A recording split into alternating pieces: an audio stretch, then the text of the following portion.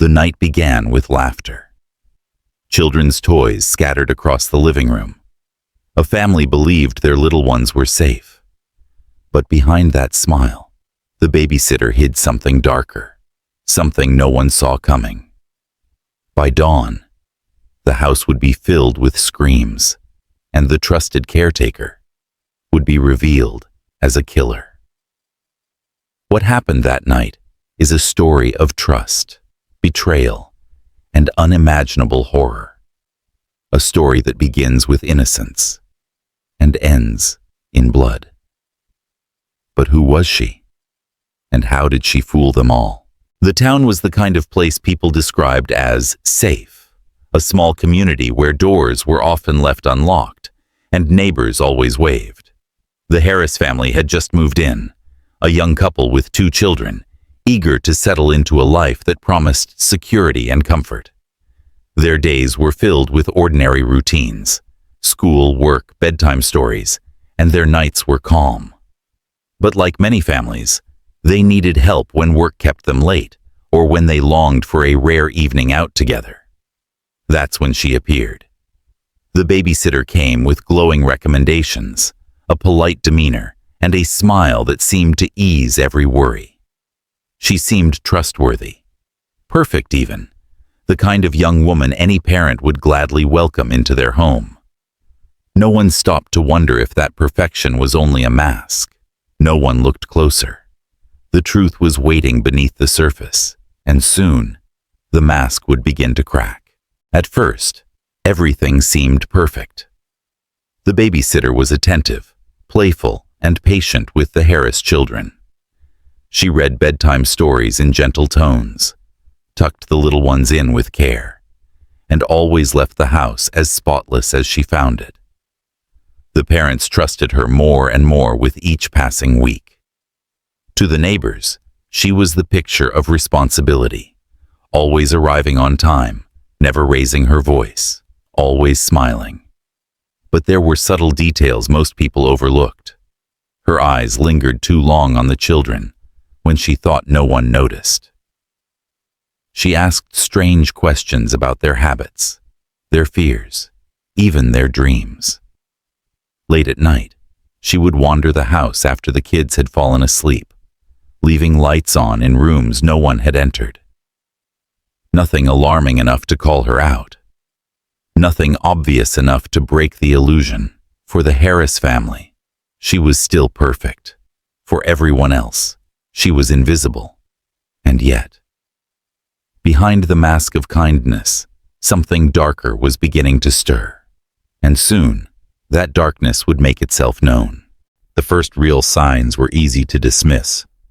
The children sometimes woke in the middle of the night crying, whispering that the babysitter had been standing in their doorway, just watching them as they slept. The parents brushed it off as nightmares.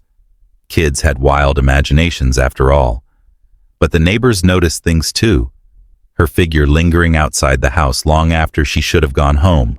Her presence in the yard at odd hours, staring at the upstairs windows as though waiting for something. Inside the home, she began leaving little traces behind. A doll placed in the wrong spot. A glass of water half finished in the kitchen, though the parents hadn't used it. Doors that were closed at bedtime found wide open in the morning. The Harris family told themselves it was nothing, just forgetfulness, just accidents. But deep down, a quiet unease was settling into their home, a feeling that maybe something wasn't right. Still, they chose trust over doubt. And that decision would cost them everything, because the warnings had only just begun. It was supposed to be a simple evening. The Harris parents had plans, a dinner, a few hours away from home. The babysitter arrived on time, smiling as always, reassuring them that everything would be fine. The children hugged their parents goodbye, and the house grew quiet once the car pulled away. But behind closed doors, the night shifted. Her smile faded. Her eyes sharpened. The children noticed first, the way her tone grew colder, her movements more rigid. She locked the doors, drew the curtains, and unplugged the house phone. The children asked why. She only told them to go upstairs. As the night dragged on, the air inside the house grew heavy. She whispered to herself in the kitchen, pacing, muttering words the children couldn't understand. Then, slowly, she crept up the stairs, step by deliberate step. A knife gleamed faintly in her hand. The children froze, their breaths shallow, realizing that the person their parents had trusted most had become their greatest fear. By the time the parents returned, they would uncover a nightmare waiting inside their own home. When the Harris parents returned home, nothing was as they left it. The front door stood ajar. The lights inside flickered. Silence hung in the air, thick and unnatural. Their calls for the babysitter, for the children, went unanswered. And then came the discovery, a scene so horrifying it would forever scar the quiet town. The children were found first, trembling, locked inside a closet, their faces pale with terror. They were alive, but barely able to speak. The babysitter, however, was nowhere to be seen. Only the knife, slick with fingerprints, remained on the kitchen floor. It didn't take long for police to track her down. She was found hours later, wandering aimlessly along a country road, barefoot, her clothes stained, her face expressionless. The investigation unearthed truths the Harris family never imagined. This wasn't her first job. Other families had once trusted her too, and in those homes, there had been similar signs. Children terrified, strange behaviors, but nothing ever proven. Until now. The perfect babysitter had been a predator hiding in plain sight. But the most chilling revelation was yet to come. A secret buried in her past that explained the darkness within. In the days that followed, the town struggled to comprehend the horror that had lived among them.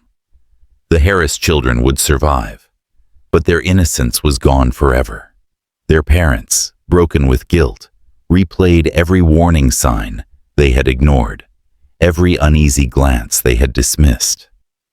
The babysitter sat in custody, silent, her eyes vacant, refusing to explain what drove her. When investigators dug deeper, they uncovered fragments of her past.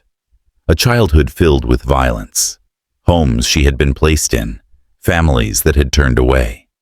Each record hinted at instability, but none revealed the full truth.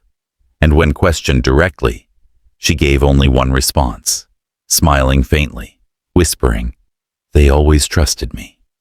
But what unsettled police most wasn't her confession.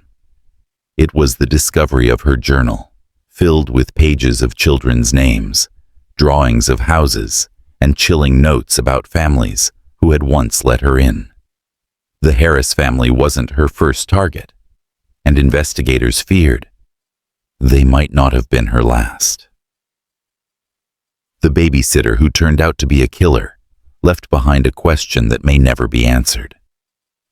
Was she born with the darkness inside her, or did the world put it there?